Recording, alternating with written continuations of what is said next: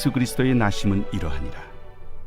그의 어머니 마리아가 요셉과 약혼하고 동거하기 전에 성령으로 잉태된 것이 나타났더니 그의 남편 요셉은 의로운 사람이라 그를 드러내지 아니하고 가만히 끊고자 하여 이 일을 생각할 때에 주의 사자가 현몽하여 이르되 다윗의 자손 요셉아, 내 아내 마리아 데려오기를 무서워하지 말라.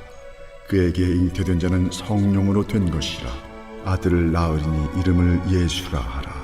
이는 그가 자기 백성을 그들의 죄에서 구원할 자이심이라.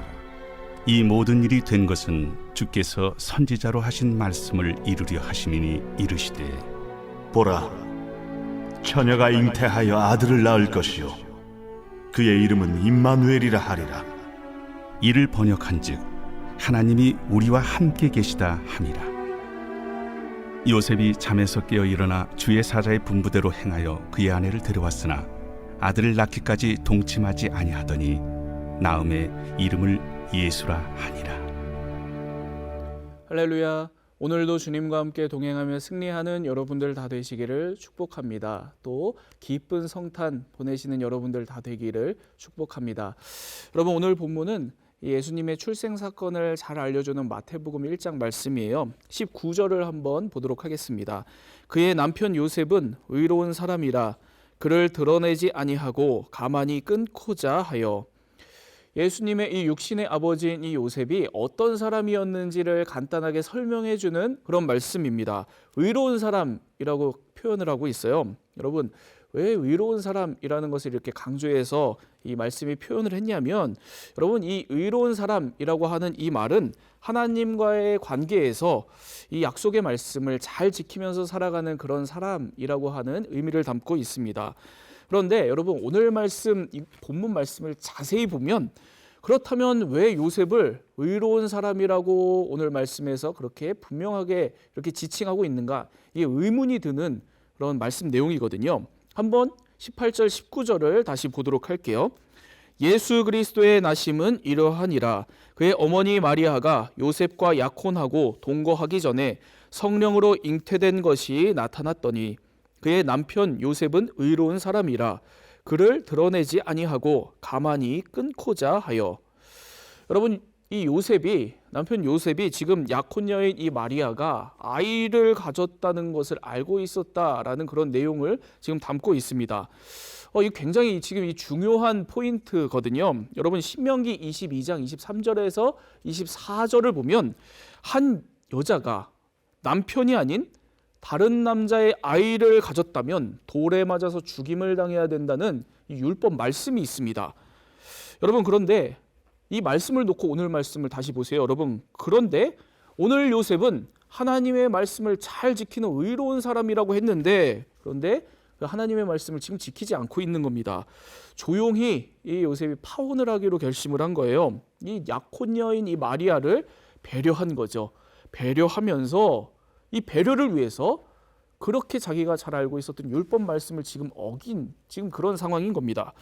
여러분, 이런 요셉을 오늘 말씀에서 성경은 왜 의로운 사람이었다라고 지금 이야기를 하고 있는 걸까요? 그것은 하나님께서 정말 우리에게 원하시는 의로운 사람의 삶은 말씀을 문자 그대로 막 지키면서 엄격하게 사는 그런 삶이 아니라는 겁니다. 오히려 하나님의 말씀 가운데 있는 참 뜻을 밝히고 그 참 뜻인 사랑을 이루면서 살아가는 것, 바로 그런 삶이 의로운 사람의 삶이라는 겁니다. 하나님께서는 바로 이렇게 우리들이 말씀을 엄격하게 지키고 신앙생활을 엄격하게 지키면서 사는 삶보다 때로는 내 신앙생활 조금은 양보하더라도 엄격하지 않더라도 주님께서 우리에게 보이신 이 사랑을 이루어가면서 사는 그런 사람이 의로운 사람이라는 겁니다. 여러분, 오늘 이 성탄절 바로 이와 같은 의로운 사람으로 보내는 여러분들 다 되시기를 바랍니다. 무엇보다 우리를 위해서 아들 예수를 이 땅에 보내신 하나님의 그 크신 사랑을 다시 한번 생각하면서 그 사랑을 이루고 그 사랑을 행하는 의로운 사람으로 이 성탄절을 보내는 여러분들 다 되시기를 축복합니다. 그런 우리의 사랑의 삶을 통해서 하나님께서는 우리에게 사랑을 이루시고 또 우리와 함께하는 모든 사람들에게 하나님의 그 사랑을 이루실 것입니다. 여러분, 요셉은 바로 이렇게 사랑을 행했던 의로운 사람이었습니다. 그러니까 약혼녀 마리아가 이 아이를 가졌던 일을 드러내지 않고 오히려 조용히 파혼하는 정도에서 그치려고 했던 거예요.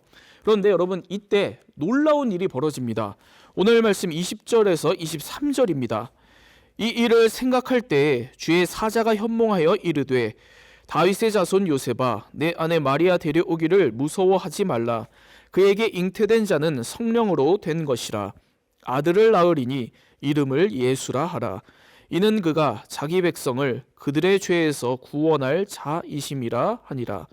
이 모든 일이 된 것은 주께서 선지자로 하신 말씀을 이루려 하심이니 이르시되 보라, 처녀가 잉태하여 아들을 낳을 것이요 그의 이름은 임마누엘이라 하리라 하셨으니 이를 번역한즉 하나님이 우리와 함께 계시다 함이라.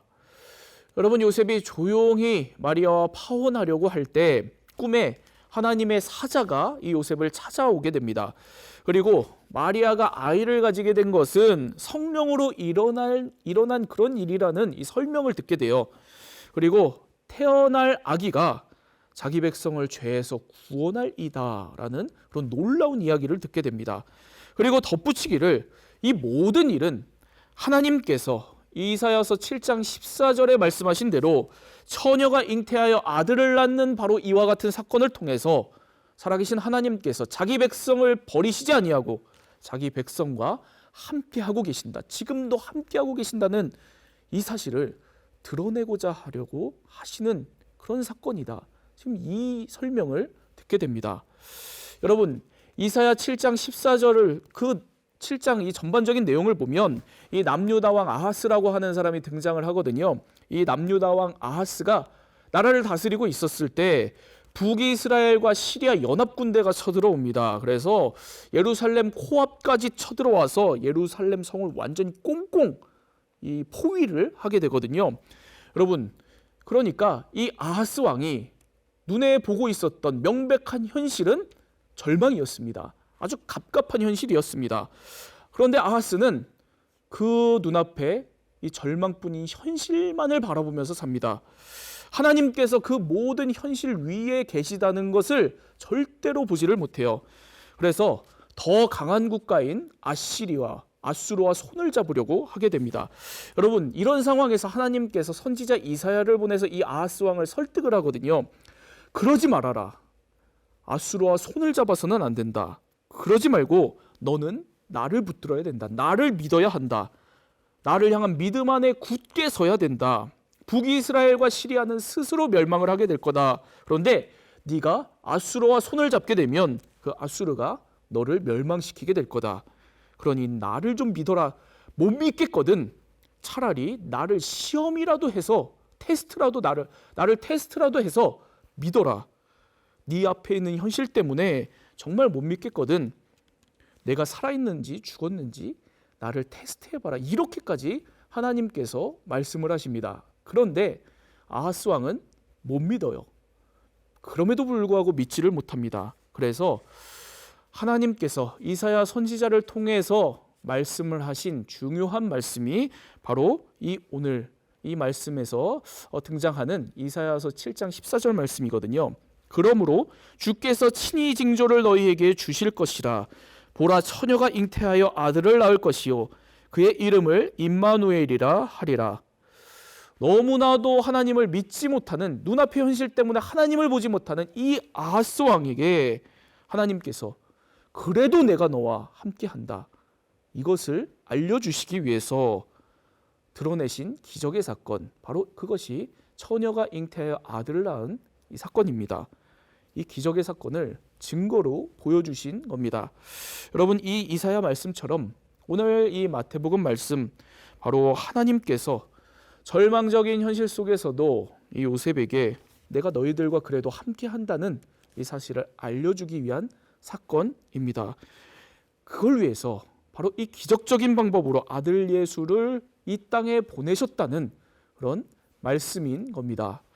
여러분, 이 기쁜 성탄, 너무도 귀한, 우리 믿음에 너무나도 중요한 이 성탄절입니다. 이 성탄절, 이 어두운 세상에도 임마누엘 하나님께서 우리와 함께 하신다는 것을 믿음으로 다시 한번 붙드는 그러한 믿음의 시간 다 되시기를 축복합니다. 2000년 전 기적처럼 어두운 이 땅에 오신 아기 예수님을 우리가 다시 한번 바라보면서 힘든 내 현실 가운데 도무지 하나님을 믿을 수 없는 그런 절망뿐인 내 현실이라고 할지라도 그래도 내 이 현실에도 하나님께서 함께 하신다. 바로 이것을 믿음으로 고백하며 주님을 붙드는 여러분들 다 되시기를 바랍니다. 이 성탄절 또 이 연말의 모든 시간 바로 이와 같은 임마누엘 하나님의 함께 하심이 오늘 저와 여러분 우리 모두에게 가득하기를 축복합니다. 기도하겠습니다. 사랑의 하나님 아버지, 하나님 올해 또 저희들이 많은 올 한해의 모든 순간들을 보내고 또 연말 이 성탄절 이 시간들을 저희들이 맞이하고 있습니다. 하나님 이 성탄절 무엇보다도 우리들이 다시 한번 주님 바라보며 보내는 시간들이 다 될 수 있도록 역사하여 주옵소서. 무엇보다도 하나님 우리들이 주어진 우리의 삶의 모든 순간 속에서 하나님 사랑의 삶을 살게 하여 주셔서 하나님이 사랑의 삶으로 참으로 주님 원하시는 의로운 사람으로 이 모든 성탄의 순간들을 보내는 우리들 다 되게 하여 주옵소서.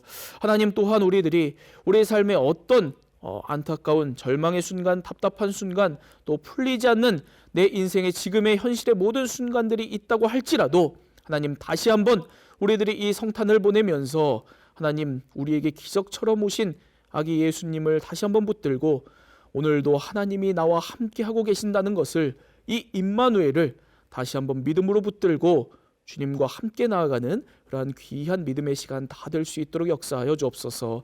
그리하여 우리 오늘 이 크리스마스 이브와 또 내일 성탄절 또 연말의 모든 시간들이 하나님 주님께서 우리에게 함께 하시고 또 우리를 인도하시는 귀한 기쁨 가운데 모든 순간을 보내는 우리들 다 되게 하여 주옵소서. 예수 그리스도의 이름으로 기도합니다. 아멘.